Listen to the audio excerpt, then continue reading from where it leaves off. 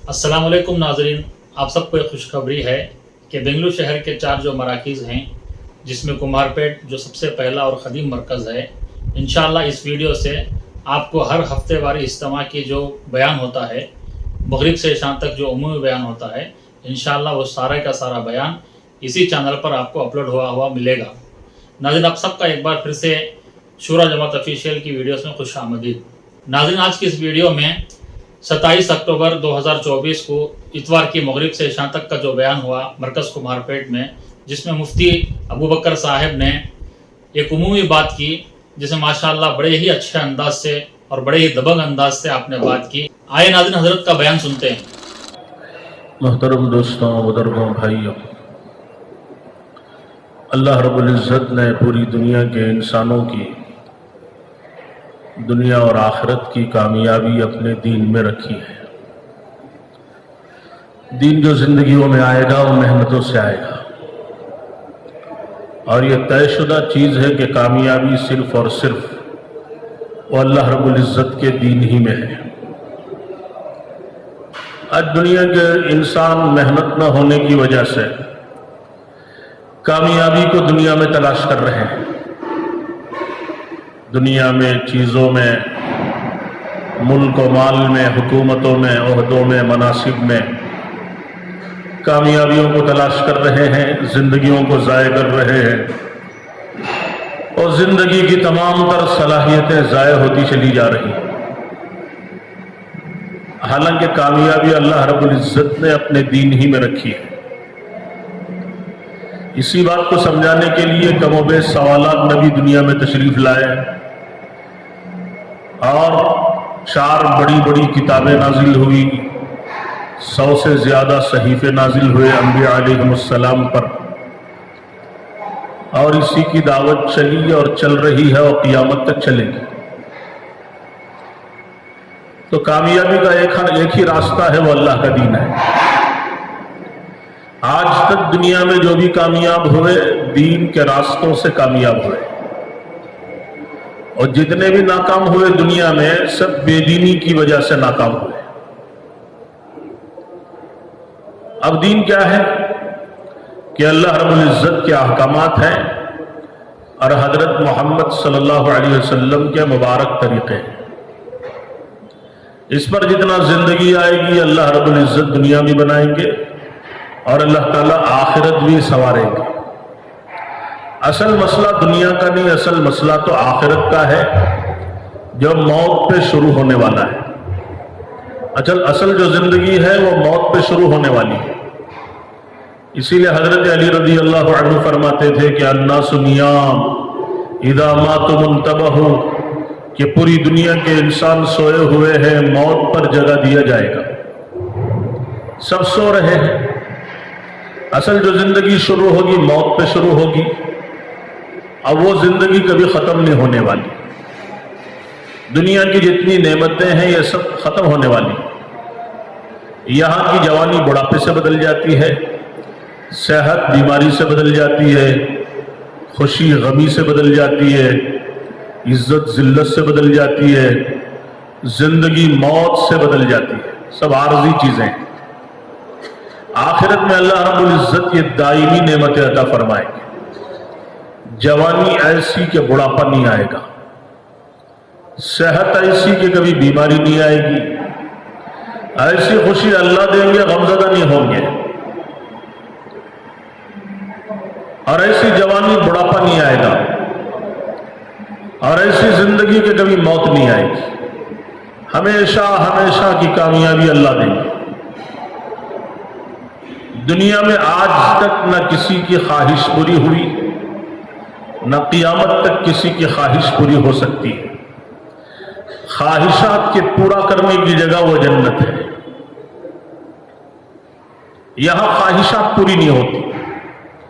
हजारों ख्वाहिशें ऐसी कि हर ख्वाहिश पे दम निकले, कि हजारों ख्वाहिशें, तमन्नाएं दिलों के अंदर करवटें लेती हैं और आदमी दुनिया को छोड़ के चला जाता है। इसीलिए खुतबा मसनूना में जो आयत मैंने पढ़ी उसमें अल्लाह रब्बुल इज़्ज़त ने पूरी जिंदगी का खुलासा बयान किया है। عام طور پر ہمارے حضرت مولانا ابراہیم صاحب دعوت برکاتہم خطبہ مسنونہ میں یہی آیت پڑھتے ہیں.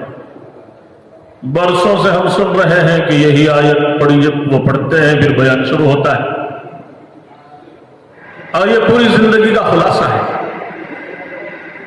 اللہ تعالیٰ فرماتے ہیں کہ ان الذین قالوا ربنا اللہ ثم استقاموا، کہ جن لوگوں نے کہا کہ ہمارا پروردگار اللہ ہے، اور یہ کہنے کے بعد ثم استقاموا، پھر اس پر جم گئے. اس لیے کہ حالات بہت آئیں گے دنیا میں، موافق بھی مخالف بھی، بڑی پریشانیاں بھی آئیں گی، حالات بھی آئیں گے، مسائل بھی آئیں گے، مسائل بھی آئیں گے، پریشانیاں بھی آئیں گی. ہر طرح سے اللہ آزمائیں گے، اس لیے کہ دنیا آزمائشوں کا گھر ہے. اللہ تعالیٰ فرماتے ہیں وَلَنَبْلُوَنَّكُمْ بِشَيْءٍ مِّنَ الْخَوْفِ، 5 چیزوں کا یہاں تذکرہ کیا کہ ہم ضرور بھی ضرور تمہیں آزمائیں گے. کیسے؟ خوف دے کر، کبھی خوف اللہ ڈالے، والجوع، کبھی بھوک کے ذریعے سے آزمائیں، وَنَقْسٍ مِّنَ الْأَمْوَالِ، کبھی مالوں میں، کھیتوں میں، تجارتوں میں کمی کر دیں گے، نقصانات ہو جائیں گے. والانفس، کبھی جانوں میں کمی ہو جائے گی، بیماری آئیں گی، پریشانیاں آ جائیں گی، مصیبتیں آ جائیں گی. والثمرات، کبھی پھلوں میں کمی کر دیں گے. وبشر الصابرین، اللہ تعالیٰ فرماتے ہیں صبر کرنے والوں کو خوشخبری سنا دو. صبر کرنے والے کون ہیں؟ کہ الذین اذا اصابتہم مصیبہ، کہ جب ان پر بڑی بڑی مصیبتیں آتی ہیں تو وہ واویلا نہیں کرتے، وہ گھبراتے نہیں، اس لیے کہ ہر حال میں ان کی نگاہیں اللہ کی ذات پر ہوتی. حالات مخالف ہو تب بھی، حالات مخالف ہو تب بھی، موافقت میں مخالفت میں، ہر حال میں نگاہیں اللہ کی ذات پر ہوتی کہ اللہ نگاہوں کے سامنے ہے. اب وہ دنیا سے متاثر نہیں ہوتے، چیزوں سے، اسباب سے، حالات سے. یہ ایمان کا کمال انہیں حاصل ہے، تو وہ گھبراتے نہیں، ہر حال میں کہتے ہیں کہ قالوا انا للہ وانا الیہ راجعون، کہ ہم تو اللہ کے لیے ہیں اور اسی اللہ کی طرف لوٹنے والے ہیں. اسی اللہ کے لیے ہیں اور اسی اللہ کی طرف لوٹ کے ہم جانے والے ہیں. گھبرانا کیا ہے؟ اللہ تعالیٰ فرماتے ہیں ان کے بارے میں اولئک علیہم صلوات من ربہم ورحمہ، کہ یہ وہ لوگ ہیں جن پر اللہ رب العزت کی طرف سے رحمتیں ہیں، برکتیں ہیں، نعمتیں ہیں، اللہ کی نوازشیں ہیں. وَأُولَئِكَ هُمُ الْمُهْتَدُونَ، اور یہ لوگ ہدایت یافتہ ہیں. ان کی تفصیل اللہ نے بیان فرمائی. لہذا وہ گھبراتے نہیں ہیں، ہر حال میں دین پر ثابت قدم رہتے ہیں. جیسے انبیاء علیہ السلام پر بڑے بڑے حالات آئے، لیکن کبھی حالات سے وہ متاثر نہیں ہوتے تھے. یہ جگہ اللہ رب العزت نے اپنے نبی سے فرمایا فَاصْبِرْ كَمَا صَبَرَ أُولُو الْعَزْمِ مِنَ الرُّسُلِ وَلَا تَسْتَعْجِلْ لَهُمْ، کہ اے میرے نبی آپ ایسے صبر کیجئے جیسے میرے اولو العزم رسولوں نے صبر کیا. مبصرین فرماتے ہیں کہ اولو العزم رسولوں میں 5 ہیں. حضرت نوح علیہ السلام، حضرت ابراہیم، حضرت موسیٰ، حضرت عیسیٰ علیہم الصلاۃ والتسلیمات، اور حضرت محمد صلی اللہ علیہ وسلم. یعنی آپ سے پہلے 4 رسول جنہیں اولو العزم کہا جاتا ہے. نبیوں میں بڑا درجہ رسولوں کا ہے، اور رسولوں میں بھی اولو العزم ہمت والے بڑے درجے کے 4 رسول ہیں اللہ کے نبی صلی اللہ علیہ وسلم سے پہلے. اور یہ چاروں بڑے درجے کے ہیں اور جن پر بڑے زبردست حالات آئے. ہم سب جانتے ہیں حضرت نوح علیہ السلام پر کیسے حالات آئے. ابراہیم علیہ السلام کی پوری زندگی آزمائشوں سے بھری پڑی ہے. حضرت موسیٰ علیہ السلام پر حالات کے پہاڑ ٹوٹ گئے. حضرت عیسیٰ علیہ السلام پر کیسے حالات آئے. قرآن کریم کے 28 پاروں میں حضرت موسیٰ علیہ السلام کا تذکرہ ہے، کیسے کیسے حالات آئے. عیسیٰ علیہ السلام کی پوری زندگی میں حالات سے بھری پڑی، تو لہذا یہ 4 رسولوں کی طرف اشارہ ہے۔ اللہ تعالیٰ اپنے نبی سے فرما رہے ہیں کہ اے میرے نبی آپ ایسے صبر کیجئے جیسے میرے رسولوں نے صبر کیا، اولو العزم رسولوں نے صبر کیا۔ وَلَا تَسْتَعْجِلْ لَهُمْ، جلدی نہ کی۔ تو نبی سے فرمایا جا رہا ہے۔ تو لہذا یہ دنیا حالات و آزمائشوں کی جگہ ہے، لیکن ایمان والوں کی شان کے ہر حال میں نگاہیں اللہ کی ذات پر ہوتی ہیں، ہر حال میں وہ کبھی گھبراتے نہیں، متزلزل نہیں ہوتے، ڈرتے نہیں، ہمت نہیں ہارتے، ہر حال میں ثابت قدم رہتے ہیں۔ لہذا اللہ تعالیٰ فرماتے ہیں کہ جن لوگوں نے کہا ہمارا پروردگار اللہ ہے، ثم استقاموا، یہ کہنے کے بعد پھر جم گئے، اسی پر ثابت قدم رہے یہاں تک کہ موت کا وقت آ گیا، تو اللہ تعالیٰ فرماتے ہیں کہ موت پر ہمارا اعزاز و اکرام شروع ہو جائے گا، ہم فرشتوں کو بھیجیں گے، تتنزل علیہم الملائکہ، اب فرشتے نازل ہوں گے، ہزاروں کی تعداد میں بھی آئے گے۔ حضرت سعد بن معاذ رضی اللہ عنہ کا انتقال ہوا، سیرت کی کتابوں میں لکھا ہے کہ 70,000 فرشتوں نے شرکت کی۔ ان کے جنازے میں آپ اس طرح چل رہے تھے کہ گویا ازدحام ہی ازدحام ہے، انگلیوں کے بل یا ایڑی کے بل چل رہے تھے۔ ان کے انتقال پر آپ نے فرمایا اہتز عرش الرحمن، کہ رحمان کا عرش خوشی سے جھوم رہا ہے، خوشی سے حرکت کر رہا ہے۔ عرش کو خوشی کیوں ہے؟ کیونکہ ان کی روح یہاں سے نکل کر آسمانوں سے ہوتے ہوئے اللہ کے عرش پہ جا کے اللہ کے سامنے سجدہ ریز ہو جائے گی، انہی کے استقبال میں وہ خوش ہو رہا ہے۔ اور فرشتوں کا اس قدر ازدحام پیر رکھنے کی جگہ نہیں ہے، جنازے میں اتنے فرشتے آئے، تو ایمان والوں کے جنازوں میں یہی حال ہوتا ہے، فرشتے نازل ہوں گے، تتنزل علیہم الملائکہ، جن کے ہاتھوں میں گلدستے ہوں گے، زعفران کی ٹہنیاں ہوں گی، ریحان کے گلدستے ہوں گے، ہر طرف خوشبو ہی خوشبو ہوگی۔ اب یہ فرشتے آئیں گے اور آ کے تسلی دیں گے، اللہ تخافوا، ارے ڈرو نہیں، کیوں ڈرتے ہو؟ موت کہنا سننا بہت آسان ہے، لیکن جب آ جاتی ہے تو جس پر گزرتی ہے وہی جانتا ہے۔ موت سے تو فرمایا کہ ہر شخص گھبراتا ہے، وہ اللہ تعالیٰ کے برگزیدہ بندے ہی ہیں جو موت کو محبوب رکھتے ہیں، موت کو گلے لگاتے ہیں، ورنہ عموماً موت کے نام سے ہر ایک ڈرتے ہیں، گھبراتے ہیں، گھبراہٹ ہوتی ہے۔ تو اس گھبراہٹ کے عالم میں بھی بچے چھوٹ رہے ہیں، مال چھوٹ رہا ہے، دنیا چھوٹ رہی ہے، تو ایسے موقع پر فرشتے آ کے کہتے ہیں اللہ تخافوا، ڈرو نہیں، وَلَا تَحْزَنُوا، رنجیدہ مت ہو جاؤ۔ دنیا کے چھوٹنے کا رنج ہوتا ہے، ارے دنیا چھوٹ رہی ہے، بلڈنگ کو بنگلہ چھوٹ رہا ہے، مال و دولت چھوٹ رہا ہے، کتنی محنتیں کر کے بنایا تھا، بہت غم ہوتا ہے۔ تو فرشتے کہیں گے کہ ڈرو بھی نہیں، رنجیدہ بھی مت ہو جاؤ۔ اور بعض اللہ کے بندے موت کا خوش ہیں، جیسے حضرت شیخ رحمت اللہ علیہ نے لکھا ہے نا کہ حضرت ممشاد دلوری رحمت اللہ علیہ کا انتقال ہو رہا تھا، کسی نے جنت کی دعا دی کہ اللہ تعالیٰ تمہیں جنت کے اعلیٰ مقامات عطا فرمائے، تو آنکھیں بندی کھول دی اور کہا جنت کی دعا کیا کرتے ہو کہ 30 سالوں سے اس مسجد میں موت کے انتظار میں ہوں، اگر وہ آ جائے تو نہ کسی سے کچھ لینا ہے نہ کچھ دینا ہے، اور تم مجھے جنت کی دعا دیتے ہو۔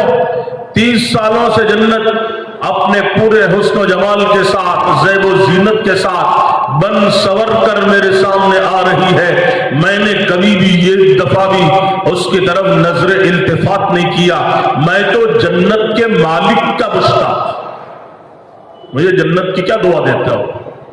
ارے اسی اللہ سے ملنے کا متمنی ہوں، اسی اللہ کی خواہش ہے، اسی سے ملنا چاہتا ہوں اور اسی کا انتظار ہے۔ جب تک مثال نہ ہو چین و سکون نہیں حاصل ہو۔ جیسے حضرت بلال رضی اللہ عنہ کا انتقال ہو رہا تھا، ان کی بیوی رو رہی تھی، بیوی سے کہنے لگے روتی کیوں ہو؟ وہ کہہ رہے تھی واہ کربا، ہے بربادی، ہے افسوس، ہے مصیبت۔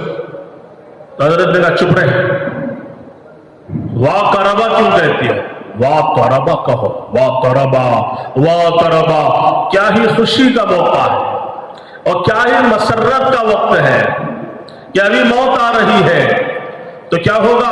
غدن نلقا محمدن واحباء، کہ کل کو حضرت محمد صلی اللہ علیہ وسلم سے ملاقات ہوگی اور آپ کے ساتھیوں سے ملاقات ہوگی۔ اس سے بڑی نعمت اور کیا ہو سکتی؟ اس سے بڑی دولت اور کیا ہے؟ تو یہ حال ان کا ہوتا تھا، موت کو یاد کر کے خوشیاں منا رہے ہیں۔ عبداللہ بن مسعود رضی اللہ عنہ کا وصال ہو رہا تھا، حضرت عثمان رضی اللہ عنہ تعزیت کے لیے آئے، انہی کا زمانہ تھا، خلیفۃ المسلمین ہے، آدھی دنیا کے بادشاہ، تعزیت کے لیے آ رہے ہیں، یعنی عیادت کے لیے آ رہے ہیں، دنیا سے جا رہے ہیں۔ آ کے پوچھا ماذا تشتکی، کیا تکلیف ہے، کیا پریشانی ہے؟ تو کہنے لگے ذنوبی، ارے گناہوں کی پریشانی ہے، کوئی تکلیف نہیں۔ تکلیف ہے تو کس کی؟ گناہوں کی، کہ کہیں اللہ مجھ سے ناراض تو نہیں ہے، اور کہیں زندگی میں ایسے گناہ تو نہیں ہو گئے جس سے اللہ ناراض ہو گیا۔ گناہوں کی تکلیف ہے بس، اس کے علاوہ کچھ نہیں۔ پھر دوسرا سوال کیا انہوں نے، ماذا تشتہی، کیا چیز چاہتے ہو، کیا چاہیے؟ امیر المؤمنین سامنے کھڑا ہے، کہنے لگے رحمت ربی، اپنے رب کی رحمت کا امیدوار ہو، تم سے کچھ نہیں چاہیے، تم ہوں گے جو بھی ہو، میں تو اپنے رب کی رحمت کا امیدوار ہوں۔ پھر انہوں نے پوچھا کوئی طبیب، ڈاکٹر، کسی کو بھیج دو؟ تو کہنے لگے ارے طبیب کی کیا بات کرتے ہو، اسی نے تو مجھے بیمار کیا ہے۔ طبیب کون ہے؟ وہ تو اللہ ہے، اسی کے ہاتھوں میں سب کچھ ہے، وہ صحت دینا چاہے کوئی بیمار نہیں کر سکتا، وہ بیمار کر دے پوری دنیا کے ڈاکٹر صحت نہیں دے سکتے۔ مسئلہ تو اللہ کے ہاتھوں میں ہے، اصل مسئلہ اللہ کے ہاتھ میں ہے۔ کہنے لگے ڈاکٹر کی کیا بات کرتے ہو، اسی نے تو مجھے بیمار کیا ہے، وہی تو مجھے اپنے پاس بلانا چاہ رہا ہے۔ پھر آخر میں انہوں نے کہا کہ اچھا تمہاری بہت سی بیٹیاں ہیں، ان کے لیے کیا مال جمع کر دوں، وظیفہ جاری کروں؟ تو کہا کہ تمہارا مال تمہیں مبارک ہے، میں نے اپنی بچیوں کو سورہ واقعہ سکھا دیا ہے اور وہ روزانہ پڑھتی ہیں، اور میں نے اپنے نبی صلی اللہ علیہ وسلم سے سنا ہے کہ جس گھر میں مغرب کے بعد سورہ واقعہ کی تلاوت ہوتی ہے کبھی بھی اس گھر میں فاقہ نہیں آئے گا، لہذا یہی ہمیں کافی۔ تو ایسے لوگ تھے، ایک ایک کی زندگی اٹھا کر دیکھے محبتوں سے بھری پڑی ہے۔ حضرت عمر رضی اللہ عنہ سے اللہ نے کتنا بڑا کام لیا، ہم سب جانتے ہیں کہ اللہ پاک نے وہ کام لیا جس کی نظیر نہیں مل سکتی۔ 10 ساڑھے 10 سال کی خلافت میں 22 لاکھ مربع میل زمین فتح ہوئی ہے ان کے ہاتھوں، اتنا بڑا کام کیا۔ ان کے زمانے میں بڑے بڑے قلعے، بڑے بڑے شہر اس طرح فتح ہوتے تھے اتنی تھوڑی سی مدت میں، جس طرح گائے کے تھنوں سے دودھ کے دوہنے میں جتنا وقت لگتا ہے اتنے وقت میں قلعے و شہر فتح ہو جاتے تھے۔ اللہ نے بڑا کام ان سے لیا۔ عمر کو زیادہ نہیں تھی، 63 سال۔ اللہ کے رسول صلی اللہ علیہ وسلم کا وصال ہوا 63 سال عمر، حضرت ابو بکر کا 63 سال، حضرت عمر 63 سال، حضرت علی 63 سال، بہت سے ہمارے اکابرین 63 سال۔ آپ نے فرمایا کہ اعمار امتی بین 60 و 70، کہ میری امت کی عمریں 60 اور 70 کے درمیان ہے، یہی اصل عمر ہے۔ ہاں اس کے اوپر کوئی چلے جاتے ہیں، بعض حضرات اوپر تک جاتے ہیں، 100 کے اوپر بہت کم جاتے ہیں۔ ہندوستان کے بزرگوں میں غالباً حضرت عبدالحق رضولوی رحمت اللہ علیہ بزرگ گزرے ہیں، 160 سال کی عمر میں وصال ہوا۔ ہندوستان کے بڑے بزرگوں میں اولیاء میں شیخ شرف الدین یحییٰ منیری رحمت اللہ علیہ گزرے، بڑے علماء میں سے تھے، بڑے اولیاء میں سے تھے، 1700 کتابوں کے مصنف۔ ان کی سب سے مشہور کتاب ان کے خود مکتوبات ہیں، جسے مکتوبات صدی کہا جاتا ہے۔ مکتوبات صدی، 2 صدی، یہ سب ان کی کتابیں، جس کے اندر علم و معرفت کا یہ دریائے موزن ہے۔ جس کتاب کے مطالعے کے بعد خواجہ نصیر الدین چراغ دہلوی رحمت اللہ علیہ نے فرمایا کہ شیخ شرف الدین یحییٰ منیری رحمت اللہ علیہ نے اس کتاب کو لکھ کر ہمارے 100 برس کے کفر کو ہماری ہتھیلیوں پہ لا کے رکھ دیا۔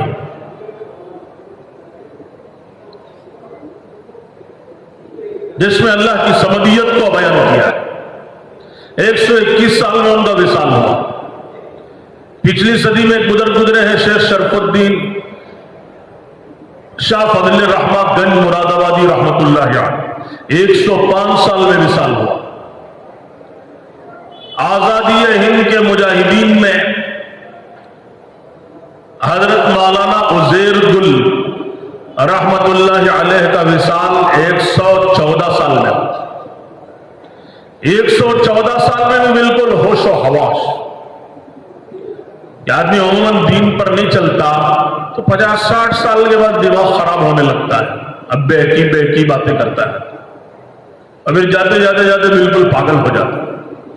لیکن دین کے اعتبار سے آدمی اتنا آگے بڑھے گا، تلاوت جاری ہوگی، اللہ کے کلام کی تلاوت کرے گا، ذکر کرے گا، عبادت کرے گا، دین کی محنت کرے گا، جتنا بوڑھا ہوتا جائے گا عقل پختہ ہوتی چلی جائے گی۔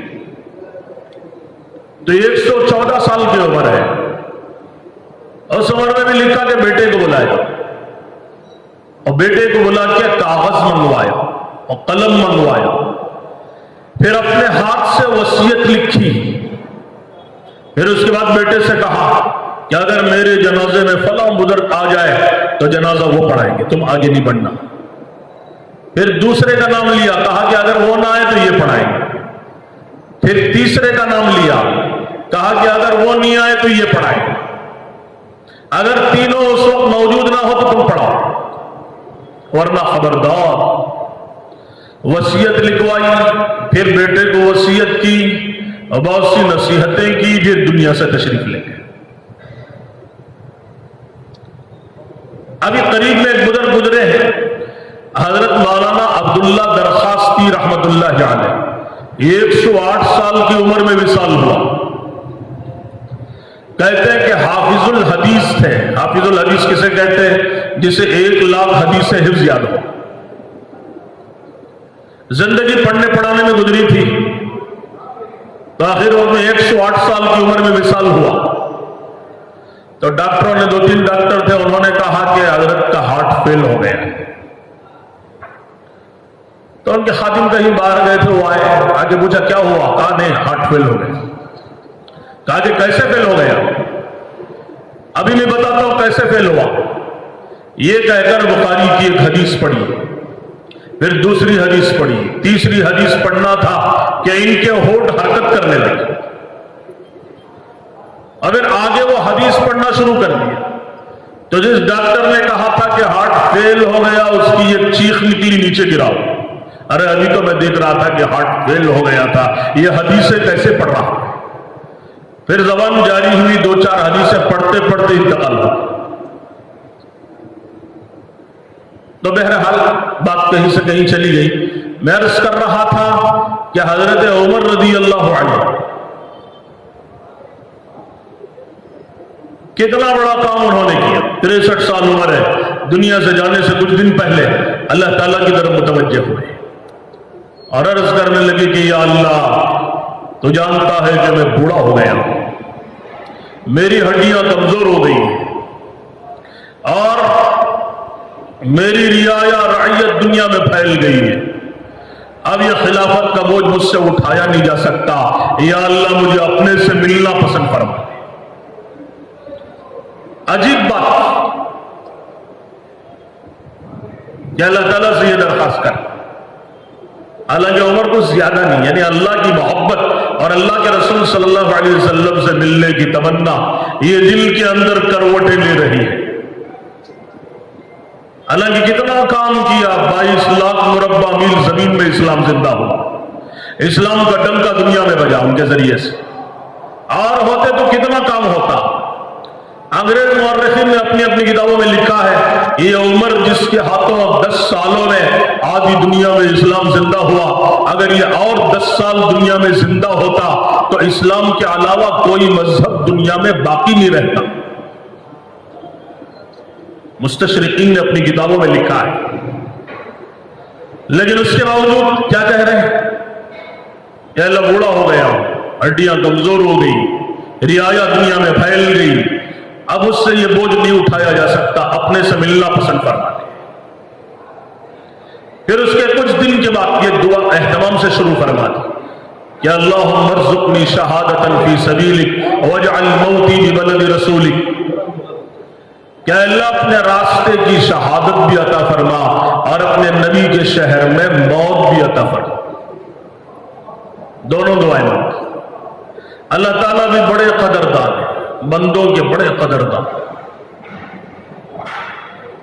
کبھی بھی اللہ تعالیٰ ضائع نہیں کرتے بندوں، بندہ جو مانگتا اللہ دیتے ہیں، بلکہ اپنی قدرت سے بہت زیادہ دیتے ہیں، بڑے قدردان ہیں۔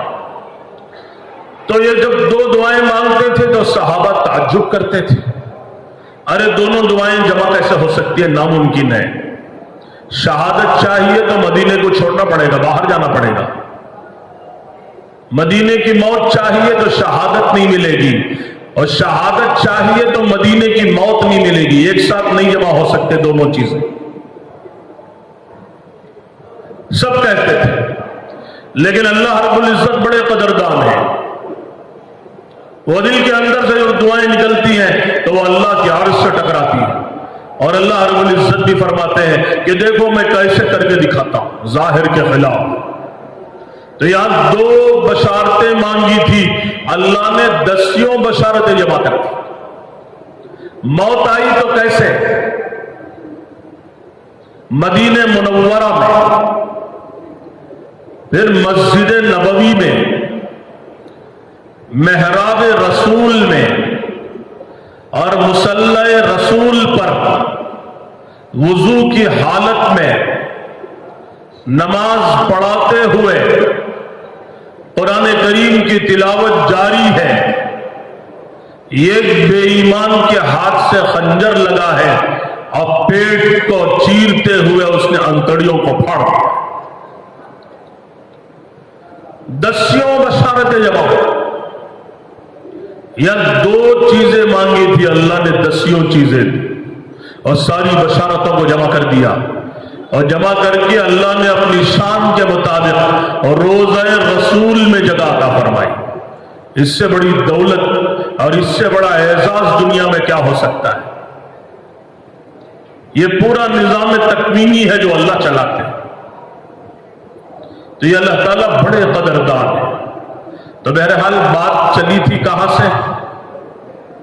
تو میں عرض کر رہا تھا کہ اللہ رب العزت بڑے قدردان، قرآن کریم کی آیت میں پڑھ رہا تھا جس میں اللہ تعالیٰ نے بشارت دی ہے کہ تتنزل علیہم الملائکہ، کہ فرشتے نازل ہوں گے اور کہیں گے اللہ تخافوا، ڈرو نہیں، ولا تحزنوا، رنجیدہ مت ہو جاؤ۔ یہیں سے میں نے بات شروع کی تھی کہ خوشخبریاں سنائیں گے فرشتے۔ ایک طرف آدمی گھبراتا ہے، موت سے ڈرتا ہے، تو اللہ تعالیٰ فرشتوں کو بھیج کے تسلی دیں گے، جاؤ سمجھاؤ اسے، نادان ہے، نہیں معلوم اسے آگے کیا ہے۔ اور بعض محبوبین ہیں جن کے میں نے کچھ قصے ابھی سنا ہے کہ کیسے کیسے اللہ کے محبوب بندے ہیں، اور عمروں کے سلسلے میں نے بیان کیا کہ 60 و 70 کے درمیان عموماً ہے، حضرت صحابہ میں بھی بہت سے 63 سال، جیسے میں نے کچھ نام گنائے۔ پھر اکابرین کی ایک بڑی لمبی فہرست ہے جن کا وصال 63 سال میں ہوا ہے، انہی میں حضرت مولانا الیاس صاحب رحمۃ اللہ علیہ نے، حضرت مولانا یونس صاحب پونا والے رحمۃ اللہ علیہ، اس طرح سے بہت سے ہمارے اکابر۔ تو میں عرض کر رہا تھا کہ عمومی جو نظام ہے اس کے تحت اللہ تعالیٰ کے جو بندے ہیں، ولایت کی بھی الگ الگ قسمیں ہیں کہ ولایت کی پہلی قسم جو ہر ایمان والے کو حاصل ہے، اللہ ولی الذین آمنوا، کہ اللہ تعالیٰ فرماتے ہیں اللہ ولی الذین آمنوا یخرجہم من الظلمات الی النور، کہ اللہ رب العزت دوست ہے ان لوگوں کا جو ایمان لائے، جو اللہ رب العزت ان کو اندھیروں میں سے روشنی کی طرف لے جاتا ہے، اندھیروں سے نکالتا ہے اور نور کی طرف لے جاتا ہے۔ یہ عمومی ولایت ہے، اور ایمان اور تقوی کے بغیر کوئی اللہ کا ولی نہیں بن سکتا۔ اللہ تعالیٰ نے جگہ فرمایا کہ الا ان اولیاء اللہ لا خوف علیہم ولا هم یحزنون، خبردار کہ اللہ کے اولیاء کو نہ کسی قسم کا خوف ہوتا ہے۔ الا ان اولیاء اللہ لا خوف علیہم، جن پر کسی قسم کا کوئی خوف نہیں، ولا هم یحزنون، نہ تو وہ رنجیدہ ہوتے ہیں، نہ دنیا میں نہ آخرت میں، دنیا میں بھی کوئی خوف نہیں، وہ اللہ کے تقدیری فیصلوں پہ راضی ہیں، کوئی خوف نہیں ہے، وہ اللہ کے تقدیری فیصلوں پہ خوش ہیں۔ فرید الدین عطار رحمت اللہ علیہ بڑے اولیاء اللہ میں سے، اللہ نے بہت نوازا تھا، حالانکہ شروع میں حال اچھا نہیں تھا، دنیا میں ڈوبے ہوئے تھے، ادھر کے بہت بڑے تاجر تھے، ایک دفعہ تجارت میں مشغول تھے، سینکڑوں بوتلیں ادھر کی ادھر ادھر پھیلی ہوئی ہیں اور گاہکوں کا ہجوم ہے، اور یہ دینے لینے میں بڑے مشغول ہیں۔ تو ان کی ہدایت کا وقت تھا، اللہ تعالیٰ نے ایک بزرگ کو بھیجا، وہ تشریف لایا کہ دکان کے کنارے کھڑے ہو گئے اور پورے بوتلوں کی طرف بہت ہی غور سے دیکھنے لگے۔ اب فرید الدین عطار مشہور ہیں، ان کی کتاب بڑی مشہور ہے تذکرۃ الاولیاء کے نام سے، جس میں ہزاروں اولیاء کے قصے انہوں نے بیان کیے۔ تو ادھر کھڑے ہو گئے، دیکھتے رہے بہت دیر تک۔ تو انہوں نے دیکھا کہ سب لوگ آ رہے ہیں، سامان خرید رہے ہیں، پیسے دے رہے ہیں، یہ کون ہے؟ خاموش کھڑے ہو گئے۔ تھوڑی دیر کے بات پوچھا کیا ہے، کیا چاہیے تمہیں؟ تو بزرگ کہنے لگے میں یہ دیکھ رہا ہوں کہ تمہاری روح پتہ نہیں کن کن بوتلوں میں گھسی ہوئی ہے، جب تمہاری موت آئے گی تو کتنی تکلیف سے آئے گی، روح کو اتنے بوتلوں سے نکلنے میں کتنا وقت لگے گا اور کتنی تکلیف ہوتی ہوگی۔ موت کے نام سے آدمی گھبرا جاتا ہے، ہر آدمی گھبراتا ہے، حالانکہ موت تو محبوب چیز ہے۔ جیسے میں نے تھوڑی دیر پہلے عرض کیا تھا، حضرت سعد بن ابی وقاص رضی اللہ عنہ نے جو خط لکھا رستم کو، اس کے اندر اہتمام سے یہ جملہ لکھا کہ ان معی قوما یحبون الموت کما تحبون الخمر یا کما تحب الاعاجم الخمر، کہ میرے ساتھ صحابہ کی ایک ایسی جماعت ہے جو موت کو ایسے محبوب رکھتی ہے، یا موت کی ایسی دل دادا ہے جیسے تم عجمی شراب کے دل دادا، جیسے تمہیں شراب محبوب ہے، تمہاری گھٹیوں میں شراب ہے اور تمہاری کوئی مجلس پینے پلانے کی اس سے خالی نہیں ہے، جیسے تم شراب کے دل دادا، میرے ساتھ صحابہ کی ایسی جماعت ہے جو موت کو ایسے محبوب رکھتی ہے۔ حضرت شیخ رحمت اللہ علیہ نے لکھا ہے نا کہ جن لوگوں کو موت ایسی محبوب ہو تو پھر کامیابی ان لوگوں کے قدم کیوں نہیں چومے گی؟ اسی لیے ہر میدان ان کے ہاتھ میں ہوتا تھا، ہر بڑی سے بڑی باطل طاقت ان کے سامنے ٹوٹ جاتی تھی، ٹہرتی نہیں تھی کوئی بھی طاقت۔ تو یہ بیان کر رہے صحابہ، آج پوری دنیا میں حال کیوں ہے؟ انہی دو وجوہات سے۔ وہ حدیث مشہور ہے نا کہ آپ نے فرمایا کہ قیامت کے قریب ایک زمانہ آئے گا पूरी दुनिया की अक़वाम मुसलमानों को मिटाने और ख़त्म करने के लिए इस तरह से टूट पड़ेंगे जिस तरह दस्तरखान पर बैठने वाला एक दूसरे की तवाज़ो करता है। दस्तरखान पर बैठने वाला एक दूसरे की तवाज़ो करता है, ये भी खाओ, ये भी खा लो, ये भी खा लो। जिस तरह से एक दूसरे की तवाज़ो करता है, पूरी दुनिया की अक़वाम मुत्तहिद हो जाएंगे ईमान वालों के नामो निशान को मिटाने के लिए। हज़रत सहाबा ने पूछा, या रसूल अल्लाह सल्लल्लाहु अलैहि वसल्लम, क्या उन दिनों हमारी तादाद थोड़ी होगी? आपने फरमाया कि नहीं नहीं, बहुत बड़ी तादाद होगी, लेकिन वो बिल्कुल बेहैसियत होंगे। वो जैसे समंदर की झाग है, कफ है। समंदर तो ठाटे मारता हुआ बड़ा ताकतवर है, लेकिन उसके झाग की कोई हैसियत नहीं। इसी तरह पूरी उम्मत बिल्कुल बेहैसियत हो जाएगी, इनका कोई वजन नहीं होगा और इनके दिलों में वहन पैदा हो जाएगा। सहाबा ने पूछा, मल वहन या रसूल अल्लाह सल्लल्लाहु अलैहि वसल्लम, कि अल्लाह के नबी सल्लल्लाहु अलैहि वसल्लम, वहन क्या चीज है? तो आपने दो बातें इरशाद फरमाई, हुब्बुद दुनिया व कराहियतुल मौत, ये एक दुनिया की मोहब्बत और दूसरा मौत से नफरत। दुनिया की मोहब्बत दिल के रगो रेशे में बैठी हुई होगी। बहुत सी अक़वाम जो तबाह हुई है इसी दुनिया की मोहब्बत की वजह से। इसीलिए आपने फरमाया, हुब्बुद दुनिया रअस कुल्ली खतीआ, कि दुनिया की मोहब्बत तमाम बुराइयों की जड़ है, तमाम फसादात की जड़ है दुनिया की मोहब्बत। बिल्कुल ये महमूद नहीं। और इस पर अल्लाह के नबी सल्लल्लाहु अलैहि वसल्लम की हजारों हदीसें हैं और कुरान करीम की सैकड़ों आयतें, जिसमें अल्लाह रब्बुल इज्जत ने दुनिया की बेसवाती का तज़किरा किया। तो मैं अर्ज़ कर रहा था कि मौत से तो हर एक घबराता है। तो फरीदुद्दीन अत्तार के सामने जब तज़किरा हुआ, मौत का नाम आया तो बड़े गुस्से वो जलाल में आए, तैश में आए और कहने लगे कि मेरी मौत छोड़, तू कैसे मरेगा? अब वो जो गुजर थे वो साहिब दिल थे, वो बड़े अल्लाह वाले थे और मुस्कुराते हुए कहने लगे, अरे देखना चाहते हो मैं कैसे मरता हूं? ये कहकर दुकान से उतरे, थोड़ा आगे गए, उसके दुकान के सामने एक चादर नीचे बिछाई, किबले की तरफ रुख किया और कलमा पढ़ा और वहीं नीचे लेटे इंतकाल हो गए। तो ये सोच रहे थे कि मजाक तो नहीं कर रहे हैं। अब थोड़ी देर के बाद जाके हालांकि देखा तो वो तो उनकी रूह परवास कर चुकी, दुनिया से चले गए।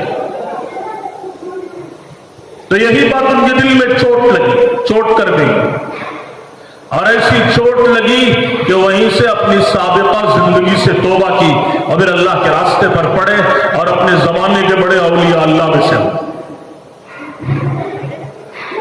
तो उन्हीं का किस्सा सुनाते हुए मैं अर्ज कर रहा था कि अल्लाह ताला के बंदे मुतासिर नहीं होते दुनिया से, दुनिया की चीजों से, दुनिया के हालात से।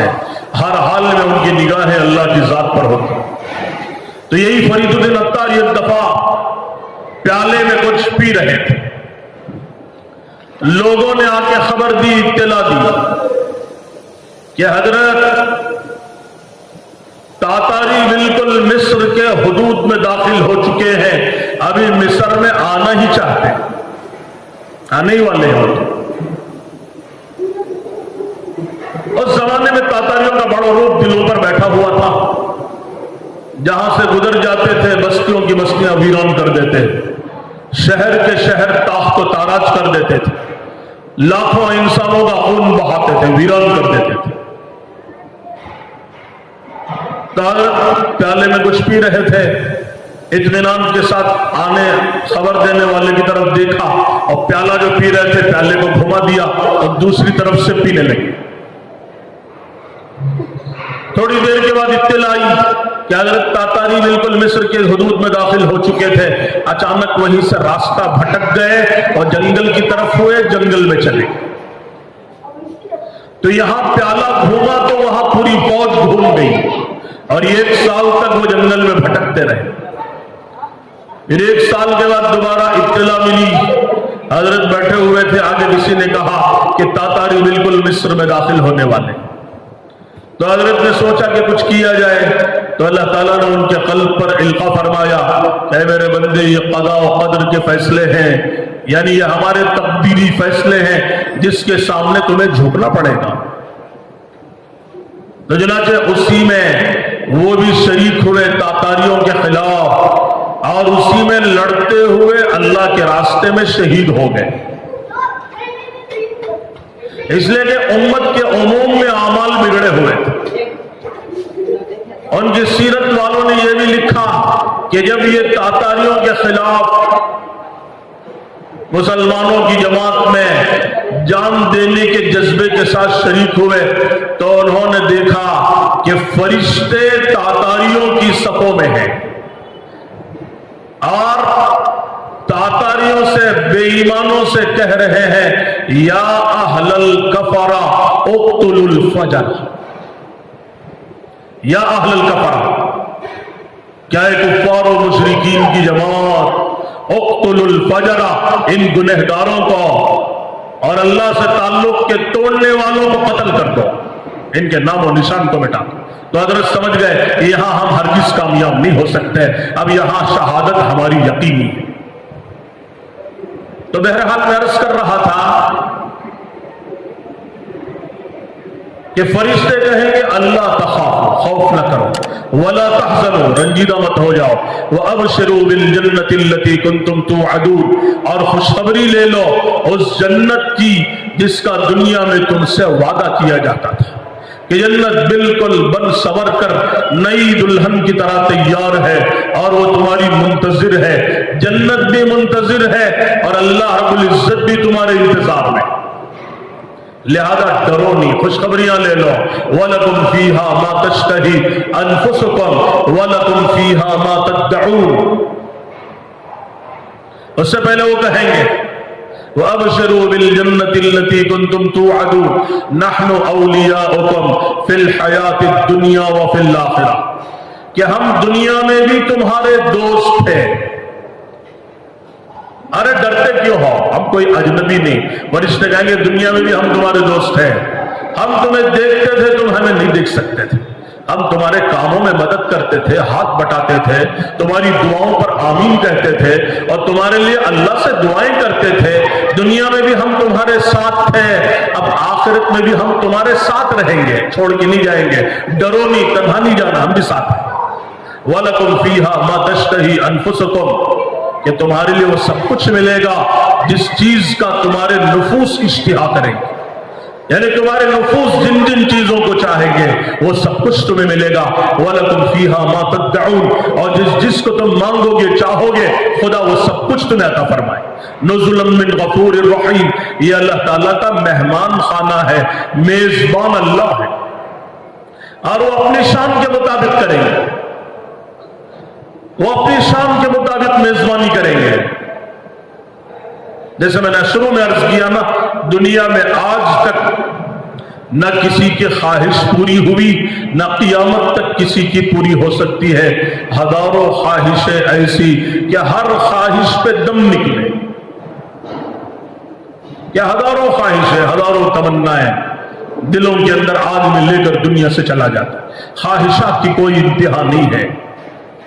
لہذا خواہشات کے راستے سے نکلنا اور اللہ کی طرف آنا یہ کامیابی کا راستہ ہے، کہ خواہشات سے نکل جانا، کہ خواہشات انسان کو حق سے ہٹا دیتی ہے۔ اسی لیے اللہ تعالیٰ نے بڑے عجیب انداز سے قرآن کریم میں ایک دفعہ فرمایا جس میں یہ درد ہی درد ہے، اس لیے کہ اللہ کو بھی اپنے بندوں سے بڑی محبت ہے، بڑی چاہت ہے، بڑا تعلق ہے، تو اللہ تعالیٰ اسی کے نتیجے میں فرماتے ہیں اپنے نبی سے مخاطب ہو کے، افرأیت من اتخذ الہہ ہواہ، کیا اے میرے نبی، کیا میں تمہیں ایسا آدمی نہ بتاؤں؟ افرأیت، کیا اے میرے نبی، کیا آپ نے نہیں دیکھا من اتخذ الہہ ہواہ، اس آدمی کو جس نے اپنی خواہش کو اپنا خدا بنا لیا۔ اس کا خدا کون ہے؟ اس کی خواہش ہے، اس کا نفس ہی اس کا خدا ہے۔ خواہشات کے راستوں میں ہم چل پڑے، خواہشات کی کوئی انتہا نہیں ہے۔ اللہ تعالیٰ فرماتے ہیں کہ آپ نے اس آدمی کو نہیں دیکھا جس نے اپنے خواہش کو خدا بنا دیا اور مجھے چھوڑ دیا. وَأَضَلَّهُ اللَّهُ عَلَىٰ عِلْمٍ، اللہ رب العزت نے اس کے علم کے باوجود اسے گمراہ کر دیا اور اس کے دل پر مہر لگا دی اور وہ بے ایمانی کے راستے پر چل پڑا. تو یہ حال ہو جاتا ہے.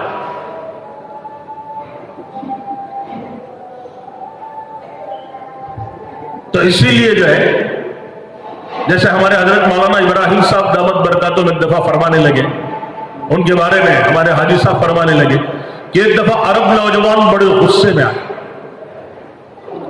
آگے مولانا سے غصے میں کہنے لگا عیش عیش یا شیخ عیش، فقط هذا الخروج خروج خروج، یعنی غصے میں آگے کہنے لگا کہ آپ کے یہاں سے خروج خروج، نکلو نکلو نکلو، آخر یہ کیا نکلنا نکلنا. تو حضرت مولانا تو بڑے ہی نرم دل اور بڑے ہی سنجیدہ، تو وہ جتنا غصے میں تھا مولانا نے اتنے ہی اطمینان سے اسے جواب دیا، هذا الخروج من الهوى الى الهدى، یہ خروج کیا ہے؟ اللہ کے راستے میں کیوں نکالا جاتا ہے؟ یہ نکلنا من الهوى الى الهدى، خواہشات سے ہدایت کی طرف نکالا جاتا ہے. آج پوری دنیا خواہشات میں ڈوبی ہوئی ہے، خواہشات جس کی کوئی انتہا نہیں ہے. خواہشات کے راستے پر چلنے سے آنکھیں اندھی ہو جاتی ہیں اور دل اصل میں اندھے ہو جاتے ہیں.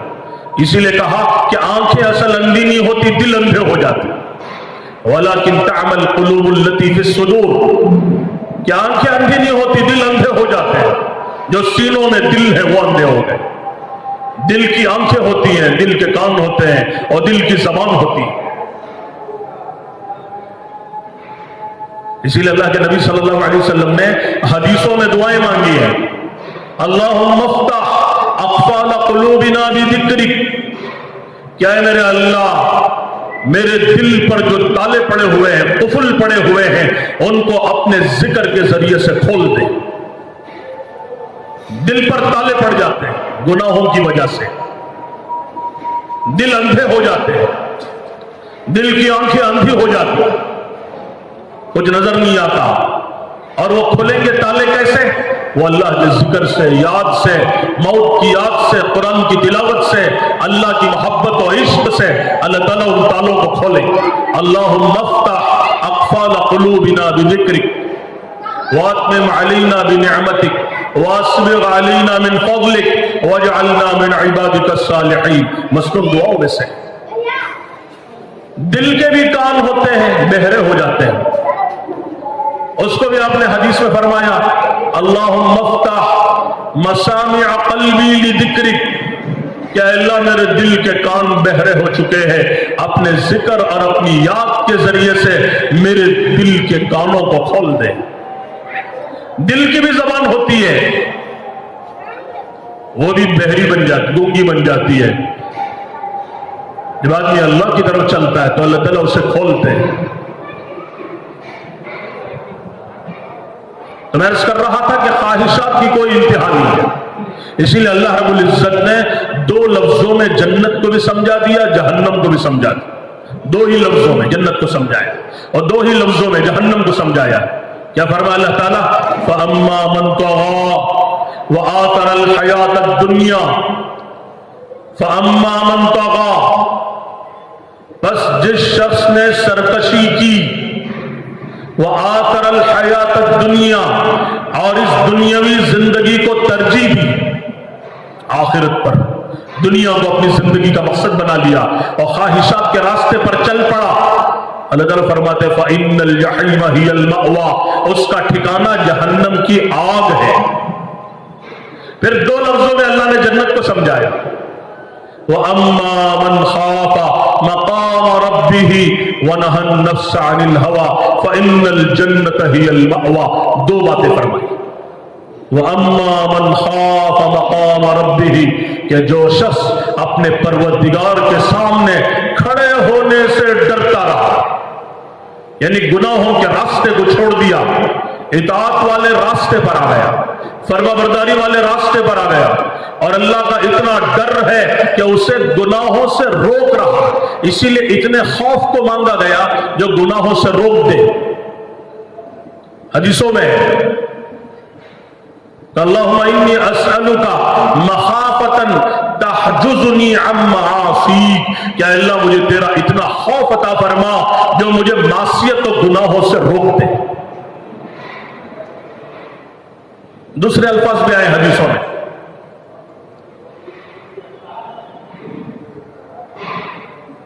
کہ اللہ اتنا ڈر و خوف دے جو مجھے گناہوں سے روک دے اور تیری اطاعت میں کھڑا کر دے۔ یہ ڈر و خوف ہوتا ہے کہ جب خوف آتا ہے دل میں تو آدمی کی زندگی معصیت سے رک جاتی ہے، اطاعت کے راستے پر پڑ جاتا ہے۔ تو یہاں پہ اللہ تعالیٰ نے یہی فرمایا کہ دو لفظوں میں جنت کو سمجھایا، وَأَمَّا مَنْ خَافَ مَقَامَ رَبِّهِ، کہ جو اپنے پروردگار کے سامنے کھڑے ہونے سے ڈرتا رہا، وَنَهَى النَّفْسَ عَنِ الْهَوَىٰ، اور اپنے نفس کو اور اپنے آپ کو نفسانی خواہشات سے روکے رکھا، نفسانیت سے اور نفسانی خواہشات سے اپنے آپ کو روکے رکھا، فَإِنَّ الْجَنَّةَ هِيَ الْمَأْوَىٰ، اس کا ٹھکانہ سیدھا جنت ہی جنت ہے۔ دو ہی لفظوں میں اللہ نے سمجھایا۔ اسی مضمون کو اللہ کے نبی صلی اللہ علیہ وسلم نے بڑے پیارے انداز سے حدیث پاک میں سمجھایا، الکیس من دانا نفسہ وعمل لما بعد الموت۔ عجیب بات بیان، عقل مند کون ہے؟ اللہ کے نبی نے طے فرمایا عقل مند کون ہے۔ آج کی دنیا سے پوچھو تو کہتے ہیں کہ بڑے بڑے سائنسدان اور بڑے بڑے فلاسفرز اور بڑے بڑے ڈاکٹرز، بڑے بڑے وکلا، خلاؤں میں کام کرنے والے، فضاؤں میں کام کرنے والے اور سمندروں کی تحقیقات و انکشافات میں لگنے والے، اور ہر ایک کو ابھی جوڑا جا رہا ہے۔ آج ماشاءاللہ جوڑ تھا مودی مسجد میں، ظہر میں ڈاکٹرز حضرات کو جوڑا گیا تھا اور ان کے ساتھ میڈیکل کے طلباء کو جوڑا گیا تھا۔ ماشاءاللہ بہت پیارا مجمع جمع ہوا تھا۔ بہرحال میں عرض کر رہا تھا کہ لوگ کہتے ہیں کہ عقل مند دنیا والوں، یہ عقل مند ہے، یہ عقل مند ہے۔ اللہ کے نبی صلی اللہ علیہ وسلم نے فیصلہ کر دیا عقل مند کون ہے، کہ الکیس، عقل مند، من دانا نفسہ ہو۔ دو باتیں اس میں آپ نے ارشاد فرمائی کہ پہلی بات من دانا نفسہ ہو، جو اپنے نفس کی نگہبانی کرے، اس لیے کہ نفس ہی ہے جو انسان کو تباہی کی راہوں پہ لے کے جاتا ہے، اسی لیے اس کے شرور سے بہت زیادہ پناہ مانگی گئی، بہت زیادہ۔ حدیثوں میں اللہ کے نبی صلی اللہ علیہ وسلم نے پناہ مانگی ہے کہ اللہ پلک جھپکنے کے برابر بھی مجھے نفس کے حوالے نہ فرما۔ نفس خواہشات کا جو راستہ ہے، نفسانیت کا راستہ، وہ سیدھا جہنم میں لے کے جاتا ہے اور اچھے اچھے لوگوں کو اوپر سے گرا دیتا ہے، تو اسی لیے اس سے بہت پناہ مانگی گئی۔ تو آپ نے یہی فرمایا کہ من دانا نفسہ ہو، جو اپنے نفس کی نگہبانی کرے۔ ہمارے حضرت مولانا ابراہیم صاحب نے یہ دفعہ بڑے پیارے انداز سے نفس کو سمجھایا اور سمجھا کہ مثال دی نفس پر قابو پانا کوئی زیادہ مشکل نہیں ہے۔ النفس کالطفل، کہ نفس تو بچے کی طرح سے، اگر آدمی اس پر قابو پا لے، اسی لیے کہا کہ پہلا قدم نفس پر تو دوسرا قدم محبوب کی گلی میں، جنت میں۔ تو بہرحال میں عرض کر رہا تھا کہ من دانا نفسہ وعمل لما بعد الموت، اور موت سے پہلے اچھے اعمال کر لے۔ آپ نے دو لفظوں میں سمجھا دیا عقل مند کون ہے، جو اپنے نفس کی نگہبانی کرے اور موت سے پہلے اچھے اعمال کر لے۔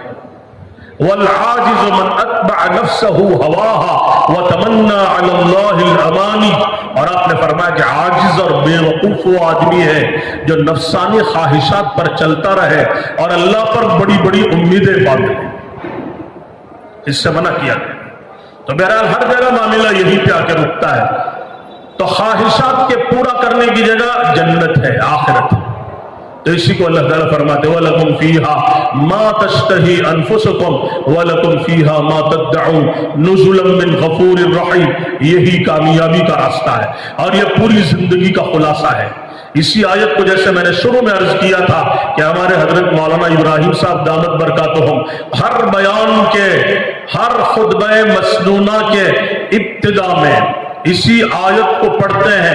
سینکڑوں بیانات آپ حضرات نے بھی ہم نے بھی سنے ہوں گے، ہر بیان کی ابتدا اسی آیت سے ہوتی ہے اور یہیں سے بات شروع کرتے ہیں، اور یہ پوری زندگی بھر کا خلاصہ ہے۔ لہذا اس پہ آنا ہے اور اسی پر پوری امت کو لانا ہے۔ اللہ رب العزت نے ہم سب کو اس دنیا میں اسی لیے بھیجا ہے، جیسے میں نے شروع میں عرض کیا تھا کہ کامیابی کا راستہ صرف وہ اللہ کا دین ہے، اس کے علاوہ کچھ نہیں، بقیہ سب دھوکہ ہے۔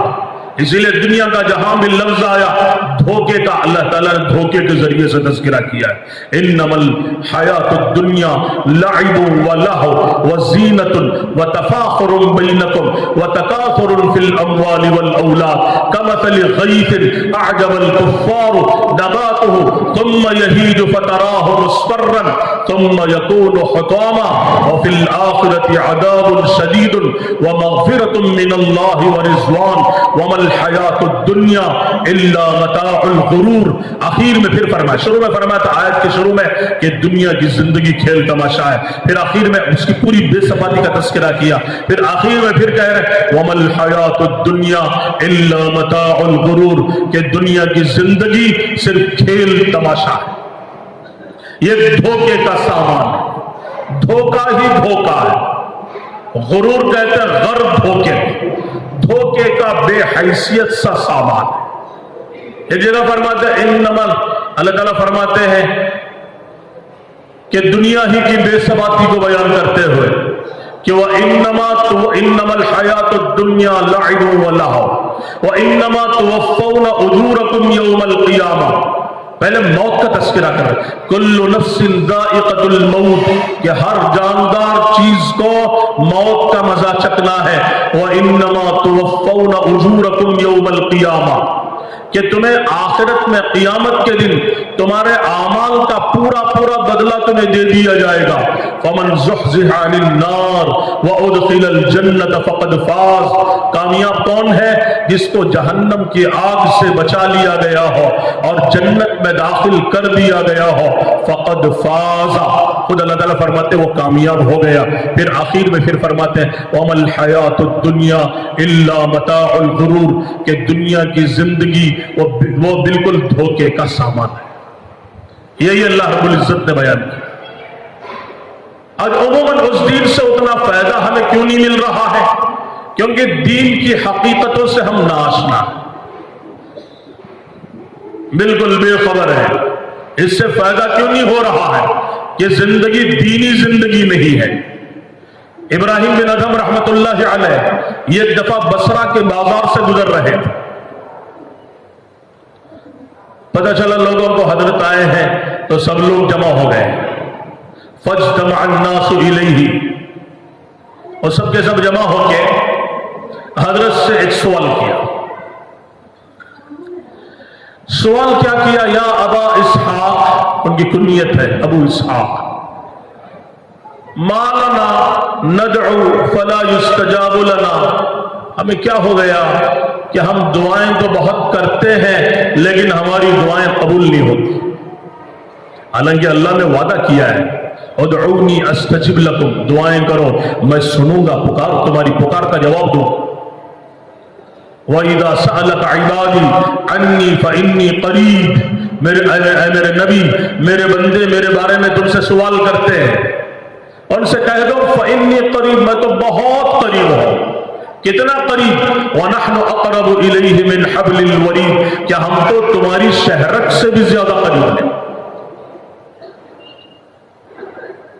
اجیب دعوت الداعی اذا دعان فلیستجیبوا لی ولیؤمنوا بی لعلہم یرشدون۔ یہ اللہ تعالیٰ نے حکم دیا ہے کہ جب کوئی پکارنے والا پکارتا ہے تو میں فوراً اس کی پکار کا جواب دیتا ہوں۔ امن یجیب المضطر اذا دعا، کہ جب کوئی حالت اضطرار میں پکارتا ہے تو اللہ تعالیٰ فوراً اس کی پکار کا جواب دیتے ہیں۔ اور بڑی شان والے، جب جب بھی امت نے اللہ کو پکارا ہے اللہ نے کبھی بھی دانی کہا، اللہ تعالیٰ فوراً حاضر ہو۔ اللہ رب العزت نے فوراً مدد و نصرت کی ہے۔ حضرت صحابہ کے سینکڑوں واقعات سے کتابیں بھری پڑی ہیں کہ ان کی زبانوں سے بول نکلتے تھے اور جملے نکلتے تھے سیدھے اللہ کے عرش سے ٹکراتے تھے۔ وہ قصہ مشہور ہے نا کہ حضرت واصلہ ابن اسقع رضی اللہ عنہ اصحاب صفہ میں سے، وہ فرماتے ہیں کہ ایک دفعہ حضرت عمر رضی اللہ عنہ کے زمانے میں حضرت عمرو بن عاص رضی اللہ عنہ کے ساتھ روم کے ایک علاقے میں ہم تھے اور ہماری 8000 آدمیوں کی جماعت تھی۔ 8000 کی ہماری جماعت کو 1,00,000 بے ایمانوں نے چاروں طرف سے گھیر لیا۔ وہ خود فرماتے ہیں کہ ہماری تعداد دشمنوں کے مقابلے میں ایسی تھی کالنقطۃ البیضاء فی جلد ثور اسود، جیسے کوئی کالا بیل ہو اور اس پر ایک سفید نقطہ ہو، ایسی ہماری تعداد تھی اور پوری طرح ہم گھیراؤ میں آ گئے۔ اب ماہرین نے لکھا ہے کہ جو جماعت گھیراؤ میں آ جاتی ہے، محاصرہ جس کا کر لیا جاتا ہے، اس کی شکست یقینی ہو جاتی ہے، وہ شکست کھائے گی، قتل ہو جائے گی۔ لیکن یہ صحابہ تھے، 1,00,000 رومیوں نے گھیر لیا چاروں طرف سے، تو یہ سب کے سب متاثر نہیں ہوئے، گھبرائے نہیں، سب کی دل میں جو تھا وہی زبانوں پہ ظاہر ہوا۔ دل میں اللہ بسا ہوا تھا تو زبانوں پر خود بخود جاری ہوا، یا رب محمد انصر امت محمد صلی اللہ علیہ وسلم۔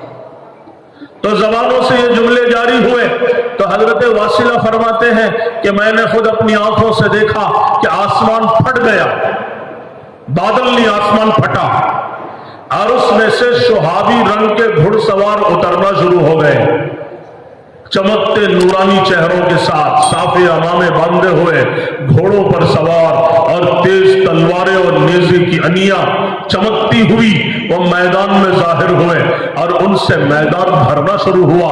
ان میں سے ایک گھڑ سوار بڑی تیزی کے ساتھ دوڑتے ہوئے ہمارے قریب آیا اور یہ کہتے ہوئے آیا کہ یا امت محمد افرحوا وابشروا ان اللہ قد اتاکم الیکم بنصرہ، ان اللہ قد اتاکم بنصرہ، کہ اے امت محمد خوش ہو جاؤ کہ محمد صلی اللہ علیہ وسلم کا پروردگار تمہاری مدد کے لیے آ گیا۔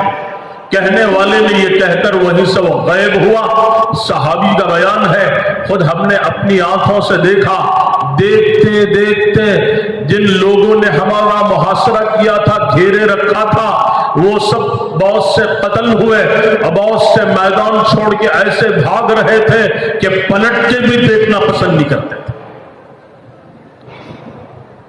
وہ کیا تھا؟ اللہ تعالیٰ کی مددیں تھی، اللہ تعالیٰ کی نصرتیں تھی، اللہ تعالیٰ اس طرح جواب دیتے تھے کیونکہ 100% اللہ کی اطاعت پر تھے تو اللہ کی مدد نصرتیں ان کے ساتھ۔ یہاں بیٹھے بیٹھے اللہ سے باتیں کرتے تھے۔ خولہ بنت ثعلبہ رضی اللہ عنہا 28واں پارہ شروع ہوتا ہے اور پہلی آیت ہی کیا ہے؟ اللہ تعالیٰ فرماتے قد سمع اللہ قول التی تجادلک فی زوجها وتشتکی الی اللہ واللہ یسمع تحاورکما ان اللہ سمیع بصیر، کہ تحقیق کے اللہ رب العزت نے سن لیا اس عورت کے قول کو، اس عورت کی گفتگو کو، اس عورت کے کلام کو، التی تجادلک فی زوجها، جو آپ سے اپنے شوہر کا یہ قضیہ لے کے گفتگو کر رہی تھی، جھگڑ رہی تھی یا اصرار کر رہی تھی اور آپ انکار کر رہے تھے۔ پھر جب آپ نے اس کی بات نہیں سنی وَتَشْتَكِي إِلَى اللَّهِ، پھر اس نے اللہ سے شکایت کی، آپ کی مجلس میں بیٹھے بیٹھے اللہ سے باتیں کرنے لگی۔ اللہ تعالیٰ فرماتے ہیں وَاللَّهُ يَسْمَعُ تَحَاوُرَكُمَا، اللہ تعالیٰ تم دونوں کی گفتگو کو سن رہا تھا۔ ان اللہ سمیع بصیر، یقیناً اللہ سنتا بھی ہے وہ دیکھتا بھی ہے۔ پھر آگے فیصلہ حضرت خولہ کے حق میں ہوا اور زمانے جاہلیت سے جو رسم طلاق کی ایک قسم ہے زہار، وہ جو چلی آ رہی تھی اللہ نے اس کو ہمیشہ کے لیے کینسل کر دیا. اس کے 3 کفاروں کا تذکرہ کیا کہ الذین یظاہرون من نسائہم ما ہن امہاتہم ان امہاتہم الا اللہ ولدنہم وانہم لیقولون منکرا من القول وزورا. یہ سب آیتیں اللہ تعالیٰ نے نازل فرمائی اور پھر 3 کفاروں کا تذکرہ کیا. یہ کفارے ادا کرو تو بیوی حلال ہے. یہ معاملہ ہوگا. بیٹھے بیٹھے باتیں کرتے تھے اور بیٹھے بیٹھے اللہ تعالیٰ کی طرف متوجہ ہو جاتے تھے. کھڑے کھڑے اللہ کو پکارتے تھے اور اللہ رب العزت فوراً ان کے پکار کا جواب دیتے تھے. یہ معاملہ تھا. سینکڑوں واقعات کتابوں میں لکھے ہوئے. لیکن حال کیا ہے کہ جیسے ابراہیم بن ادھم رحمۃ اللہ علیہ سے پوچھا یا ابا اسحاق ما لنا ندعو فلا یستجاب لنا, کہ ہم دعائیں تو بہت مانگتے ہیں قبول نہیں ہوتے. تو انہوں نے عجیب بات بیان فرمائی لأن قلوبکم ماتت بعشرۃ اشیاء, کہ 10 باتوں کی وجہ سے تمہارے دل مر چکے ہیں, مردہ ہو چکے ہیں, جس کی وجہ سے دعائیں قبول نہیں ہوتی. لوگوں نے پوچھا وہ 10 باتیں کون سی ہیں؟ پھر انہوں نے اس کی تفصیل بیان فرمائی کہ انکم عرفتم اللہ فلم تؤدوا حقہ, کہ تم اللہ کو پہچانتے ہو لیکن اس کا حق نہیں ادا کرتے. اللہ کو تو پہچانتے ہیں اور زبانوں سے کہتے ہیں کہ اللہ بڑے ہیں, اسی اللہ نے مجھے پیدا کیا ہے, وہی میرا رب ہے اور وہی خالق کائنات ہے اور وہی پوری کائنات کا رب ہے اور اسی کے ہاتھوں میں سب کچھ ہے, اور سب ہم کہتے بھی ہیں, سنتے بھی ہیں, بولتے بھی ہیں, لیکن اس کا حق ہم نہیں ادا کرتے. ہماری خلوت کیسی ہے, تنہائیاں کیسے ہیں, مجمع کا حال کیا ہے, ہمارا ظاہر کیسا ہے, باطن کیسا ہے, سب اللہ جانتا ہے. اسی کو کہا انکم عرفتم اللہ, تم اللہ کو تو پہچانتے ہو لیکن اس کا حق نہیں ادا کرتے. زعمتم انکم تحبون رسول اللہ, اور تم دعوے کرتے ہو کہ ہم حضرت محمد صلی اللہ علیہ وسلم سے محبت کرتے ہیں, ہمیں اللہ کے نبی سے محبت ہے, ہم آپ کے عاشق ہیں, ہم عاشقان رسول ہیں, محبان رسول ہیں. ثم ترکتم سنتہ, لیکن تم اللہ کے نبی کی سنتوں کو چھوڑ دیتے ہو. صبح سے شام تک کی زندگی اٹھا کر کے دیکھو کتنی سنتوں کو تم نے مردہ کر دیا, اور کتنی انفرادی اور اجتماعی سنتیں زندگیوں سے چھوٹ جاتی ہیں, اور کتنا کیا کچھ تم چھوڑ دیتے ہو.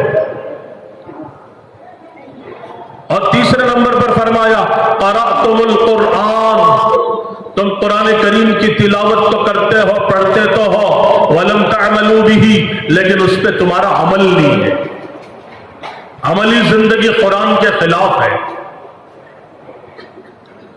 پھر فرمایا کہ تم کہتے ہو کہ شیطان تمہارا دشمن ہے, ان الشیطان عدوکم, لیکن پھر بھی تم اس کی موافقت کرتے ہو, اس کے ساتھ ساتھ چلتے ہو اور اس کے بہکاوے میں آ جاتے ہو, اور تم کہتے ہو کہ جنت حق ہے لیکن اس کو پانے کی, حاصل کرنے کی وہ تمنا نہیں ہے, عمل اس کے خلاف ہے. اور تم کہتے ہو کہ جہنم حق ہے لیکن اس کے باوجود زندگی اس سے بچنے کی کوئی کوشش نہیں ہے, گناہوں کی طرف چل رہے ہو اور گناہوں سے بچنے کی کوئی فکر نہیں. اور تم کہتے ہو کہ موت حق ہے, ان الموت حق فلم تستعدوا لها, لیکن اس کے لیے کوئی تیاری نہیں, موت کی تیاری نہیں ہے.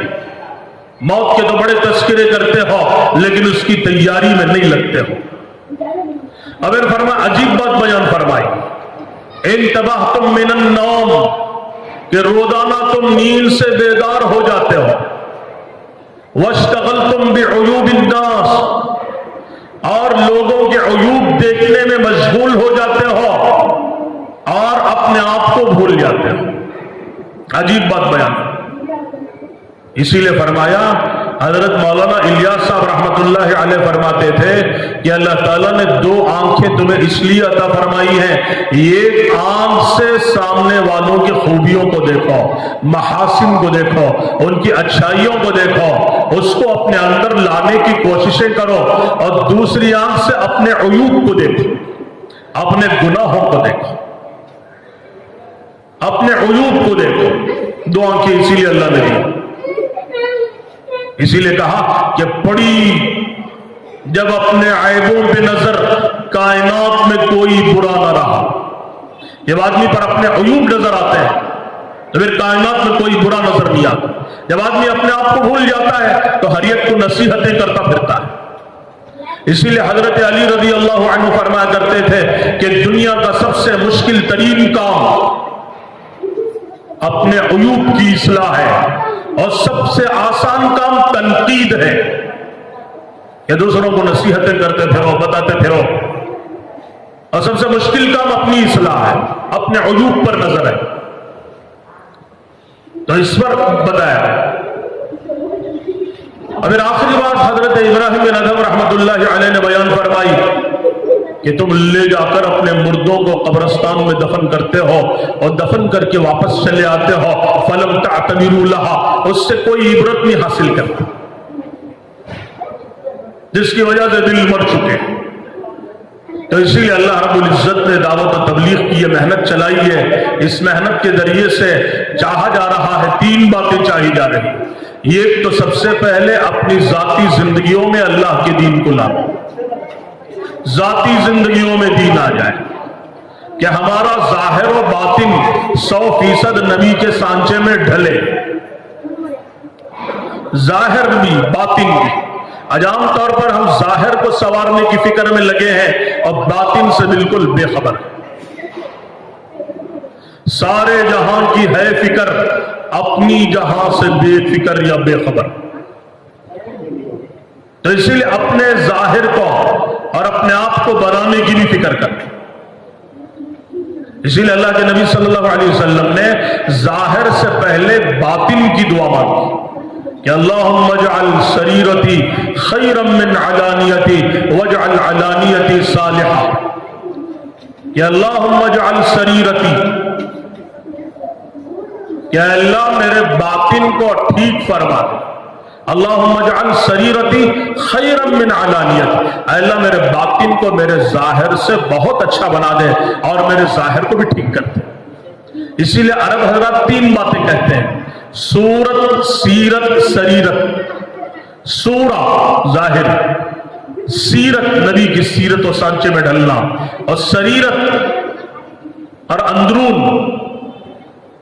اندر کے بھی صفات ہیں، کہ اندر کے بھی بہت سے صفات ہیں، باطنی صفات، دل کے صفات، دل کی سنتیں، دل کی بھی سنتیں ہیں جیسے ظاہری سنتیں۔ دل کی سنت کیا ہے؟ ایک دفعہ حضرت مولانا ابراہیم صاحب دامت برکاتہ فرمانے لگے کہ دل کی بھی سنتیں ہیں، اور دل کی سنتوں میں ایک بڑی سنت کیا ہے؟ اللہ کے نبی صلی اللہ علیہ وسلم نے ایک دفعہ حضرت انس بن مالک رضی اللہ عنہ سے فرمایا کہ یا بنیا، اے میرے بیٹے، ان قدرت ان تصبح او تمسی ولیس فی قلبک غل لأحد فافعل وذلك من سنتی، من احب سنتی فقد احبنی ومن احبنی کان معی فی الجنہ، او کما قال علیہ السلام۔ آپ نے فرمایا کہ اے میرے بیٹے، تو اس بات پر اگر قادر ہو کہ تو صبح اس حال میں کر کہ تیرا دل بالکل پاک و صاف ہو جائے، آئینے کی طرح ہو جائے، کسی قسم کا تیرے دل میں کینہ نہ ہو، بغض نہ ہو، عداوت نہ ہو، دشمنی نہ ہو، حب جاہ نہ ہو، کسی کے سلسلے میں کوئی میل نہ ہو، دل بالکل آئینے کی طرح صاف ہو۔ آپ نے فرمایا کہ صبح اس حال میں کرو کہ دل بالکل پاک و صاف ہو، اور رات اس حال میں کرو سوتے وقت کہ دل بالکل پاک و صاف ہو، وَذَلِكَ مِن سُنَّتِي۔ آپ نے فرمایا کہ یہ میری سنت ہے، دل کی سنت ہے۔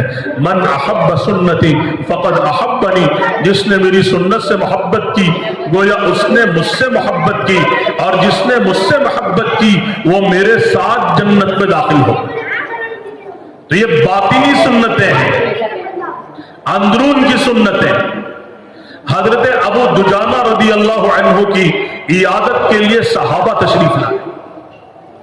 دیکھا تو بیماری کی حالت میں بھی چہرہ چمک رہا ہے, روشن ہے, نورانی ہے, اور چمک رہا ہے.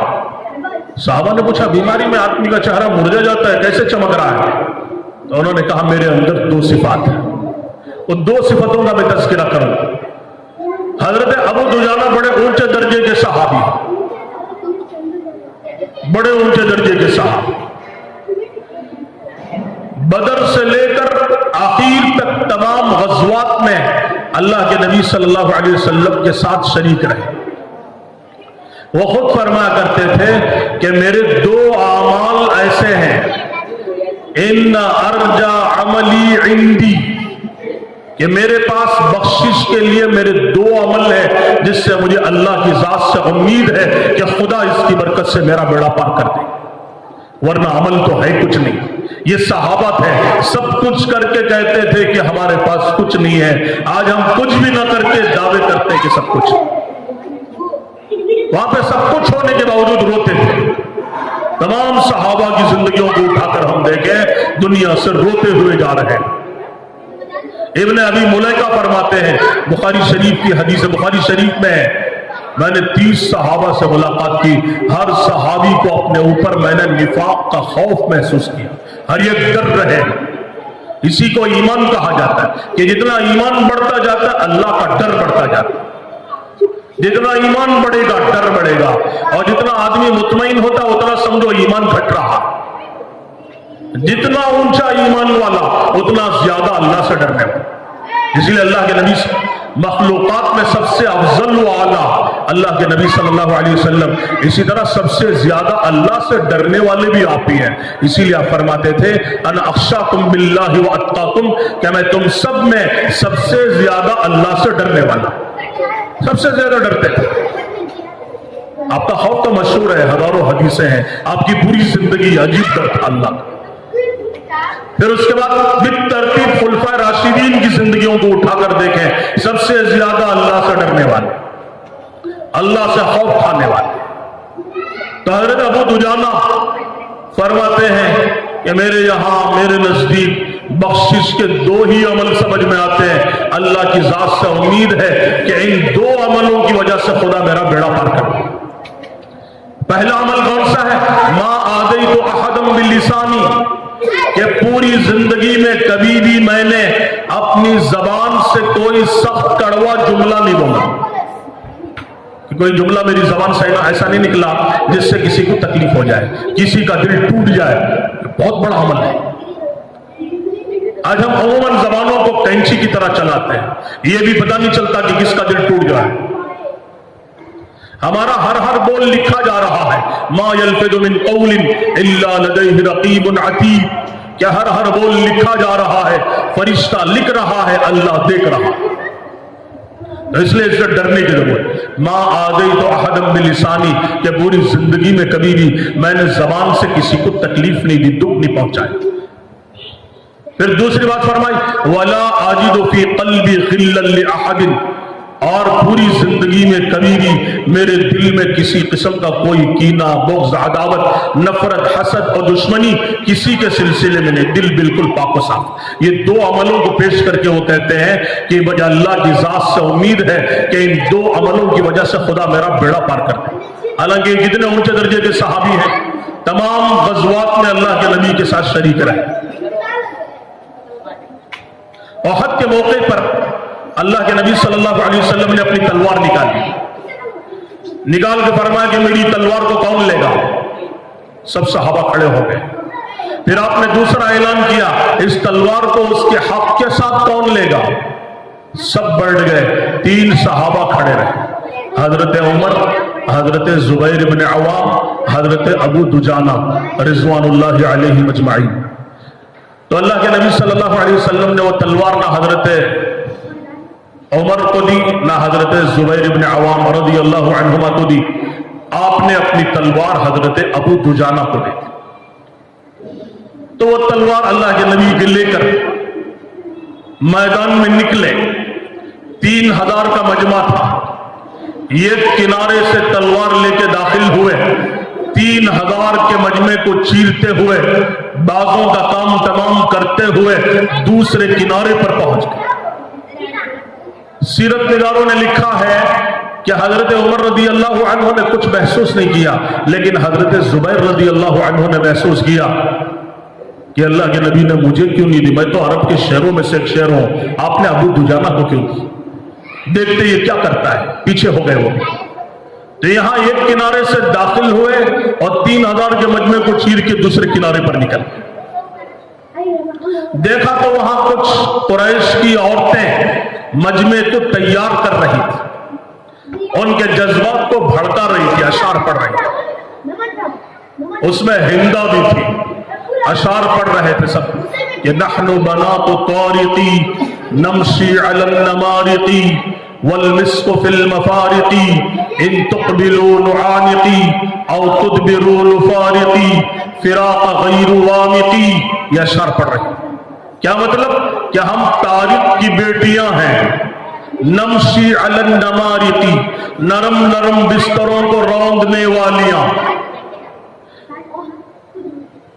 वल मिस्कु फिल मफारिकी, कि हमारे दोनों पहलुओं से मुश्क अंबर की खुशबू निकलती है, खुशबू से मुअत्तर है। इन तुक़बिलू नुआनिकी, अगर तुम नऊज़ु बिल्लाह हजरत मोहम्मद सल्लल्लाहु अलैहि वसल्लम को और उनके साथियों का काम तमाम करके आओगे, इन तुक़बिलू नुआनिकी, तो हम तुम्हें अपने सीने से लगाएंगे, मुआनका करेंगे। इन तुदबिरू नुफारिकी, अगर तुम मैदान छोड़ के भाग के यहां आ गए तो हम तुम्हारी तरफ देखेंगी भी नहीं और तुमसे अपना मुंह मोड़ लेंगे। फिराक़ गैरु वामिकी, ये अशार पढ़ के मजमे को भड़का रही। तो हजरत अबू दुजाना वहां पहुंचे, उनके पहुंचते सब औरतें भाग गई। तो हिंदा खड़ी थी, भागने वाली थी। तो हजरत ने तलवार उसके सर पर रखी, तो उसने जोर से एक चीख मारी, तलवार हटा ली और पलटे वापस। तो हजरत जुबैर इब्न अवाम रज़ी अल्लाहु अन्हु खड़े हुए थे, तो उनकी तरफ देख के फरमाया कि अना अबू दुजाना, मैं अबू दुजाना हूं। अल्लाह के नबी ने तलवार दिए तो ऐसी नहीं। तो कहने लगे चला देते उस पे, कहने लगे कि अल्लाह के नबी की तलवार है, मैं इसको किसी औरत के खून से रंगना नहीं चाहता। फिर वापस वहां से उसी मजमे में 3000 के दाखिल हुए और फिर मजमे को चीरते हुए दूसरे किनारे पर आ गए। जब आप हज के लिए तशरीफ ले गए तो उनको मदीने का अमीर बना के गया और बड़े ऊंचे दर्जे के सहाबी भी हैं। तमाम सहाबा के लिए जन्नत है, वकुल्लम वअदल्लाहुल हुस्ना। और ये बदर के सहाबी हैं जिनके बारे में अल्लाह ताला ने फरमाया, या अहला बदरिन, ऐ बदर वालों, जो चाहे करो तुम्हारी मग़फ़िरत हो गई।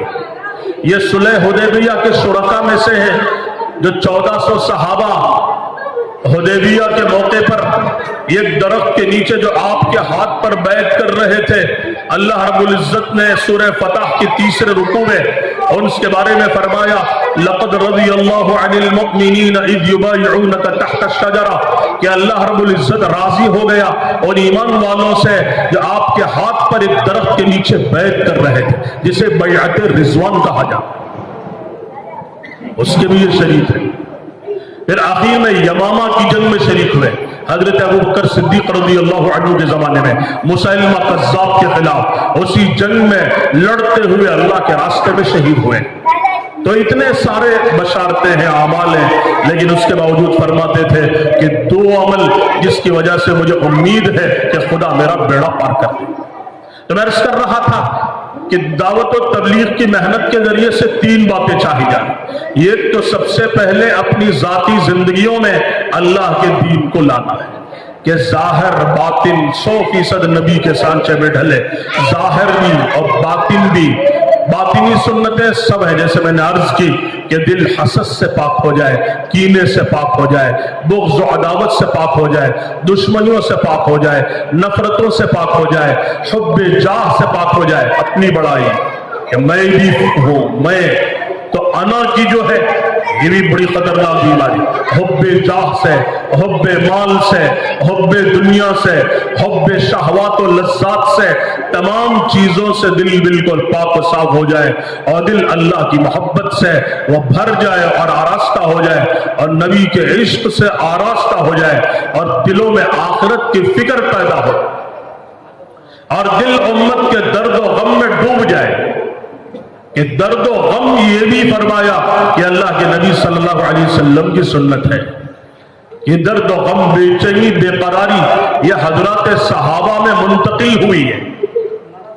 حضرات صحابہ، اسی لیے آپ کے وصال پر حضرت ابو بکر صدیق رضی اللہ عنہ نے جو امت کو سنبھالا اس کی نظیر نہیں مل سکتی.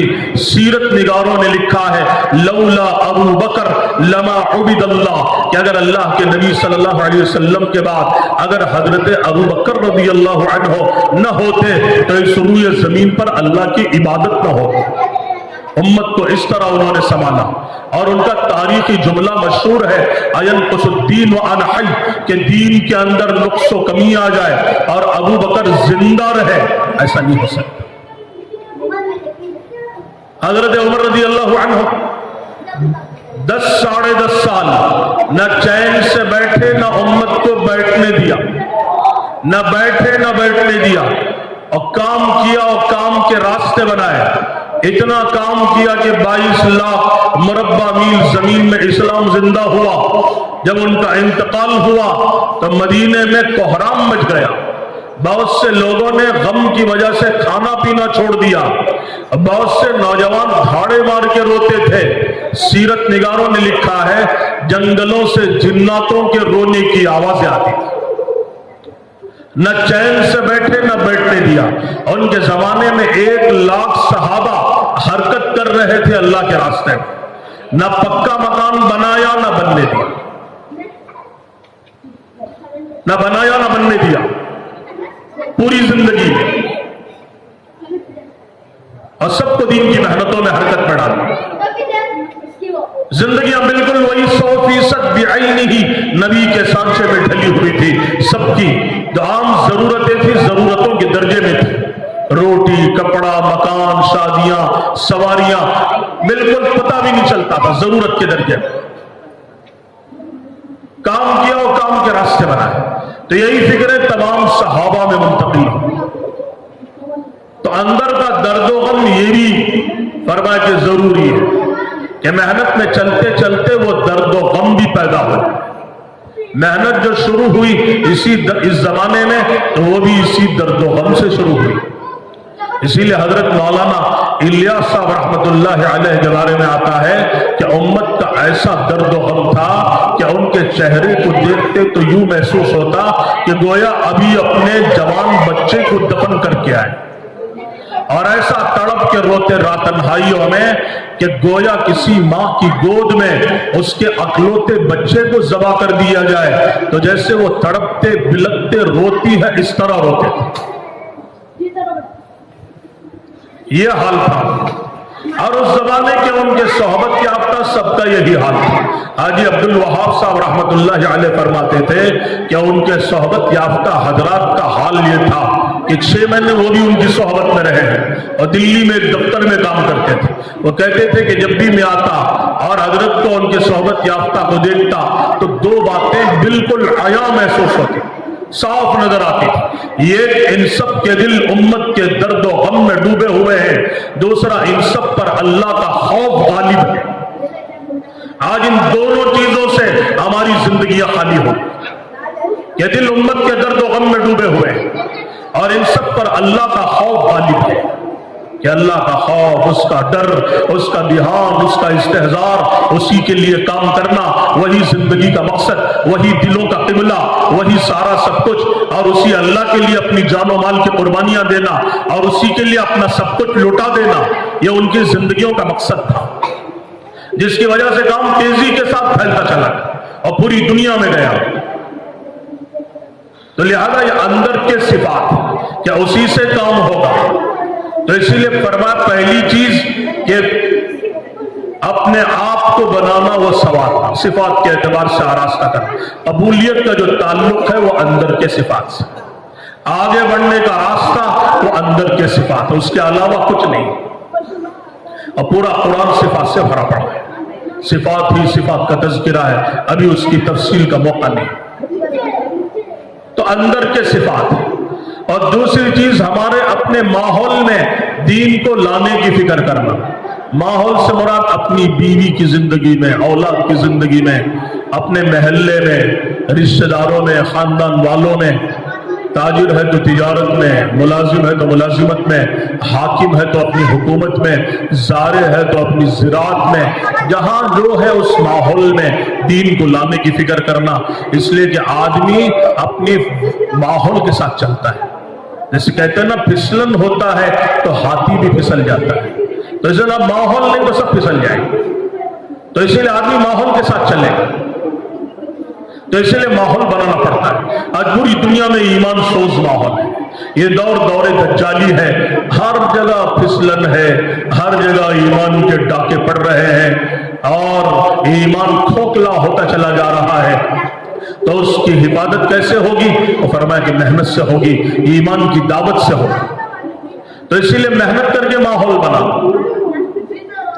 اور تیسری چیز، چونکہ یہ امت عالمی نبی کی عالمی امت ہے، پورا عالم ہماری محنت کا میدان ہے. کہ پوری دنیا ہماری محنت کا میدان ہے کہ اللہ کا دین کیسے پوری دنیا میں زندہ ہو.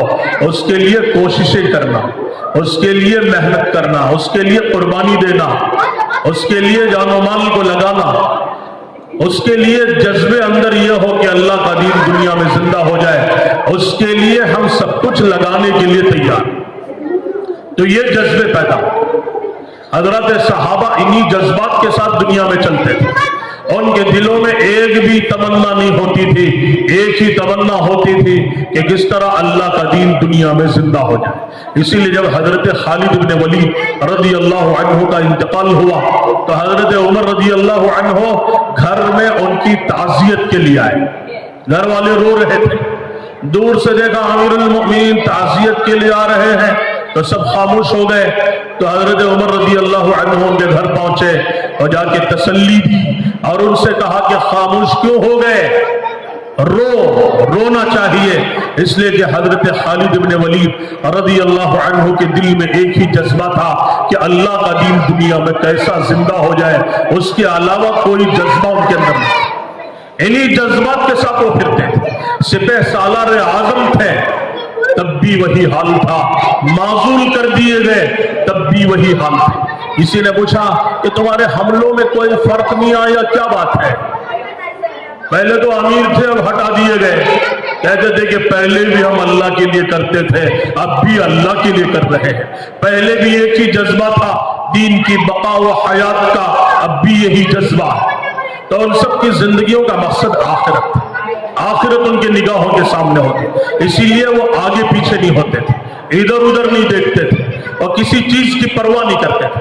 اسی لیے ہمارے حضرت مولانا ابراہیم صاحب دامت برکاتہم فرماتے ہیں، اکثر حضرت فرماتے ہیں کہ جن لوگوں کے سامنے آخرت ہوتی ہے وہ دنیا کے کسی فتنے میں نہیں پڑتے. اور صحابہ کی زندگی میں سب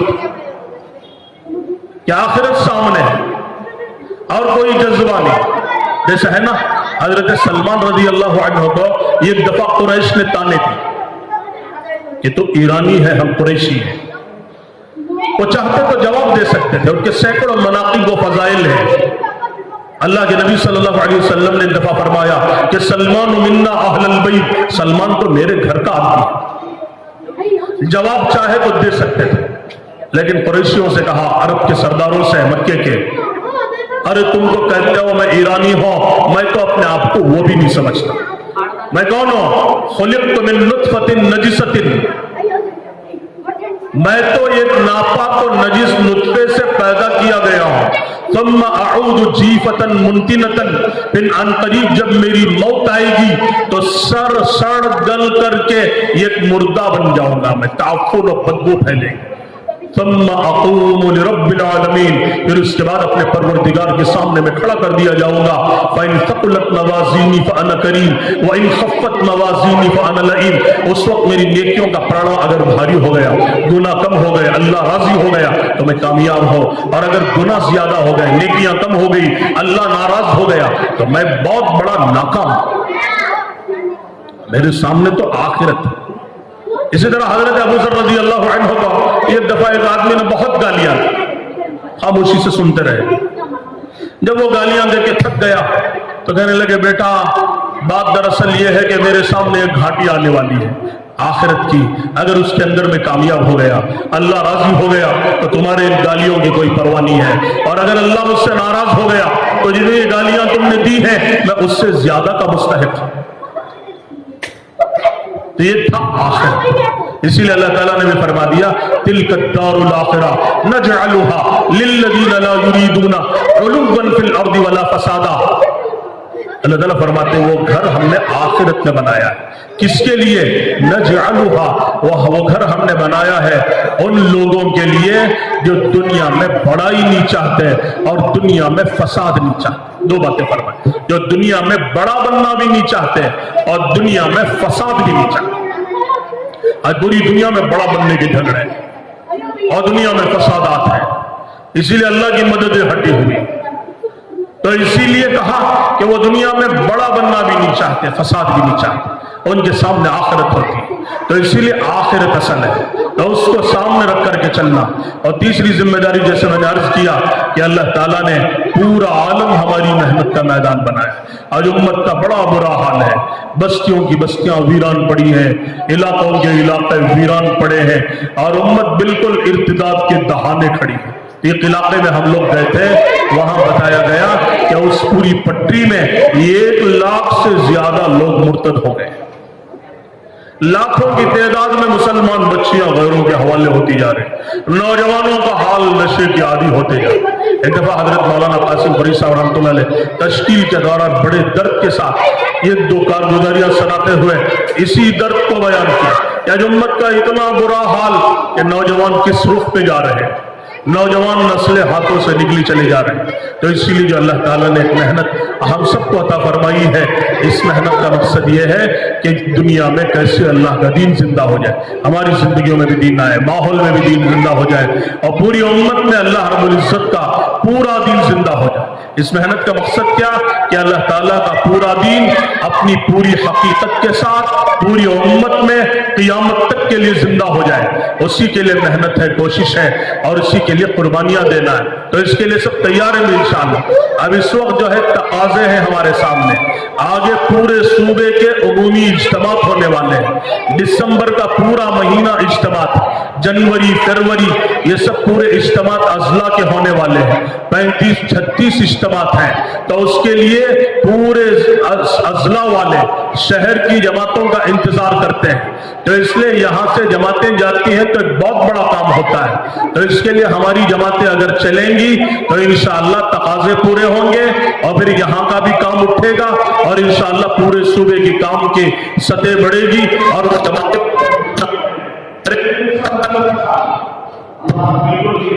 کریں گے انشاءاللہ. یہ ہوئی نہ جلدی بڑے